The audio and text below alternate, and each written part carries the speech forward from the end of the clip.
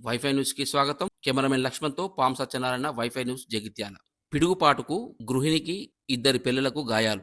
జగిత్యాల జిల్లా మల్యాల మండలం తాటిపల్లిలో ఉరుములు మెరుపులతో భారీ వర్షం కురిసిన ఒక ఇంటి విద్యుత్ మీటర్‌పై పడింది. దీంతో ఇల్లంతా వైబ్రేషన్ వచ్చి ఇంటి పైకప్పు కూలింది. ఈ ఘటనలో ఇంట్లో నివసిస్తున్న జరిపోతుల సుమలత అనే గృహిణి, ఆమె కొడుకు, కూతుర్లకు తీవ్ర గాయాలయ్యాయి. పిడుగుపడిన శబ్దానికి గృహిణుల చెవులు కూడా వినిపించడం లేదంటూ ఆమె కుటుంబ సభ్యులు వాపోయారు.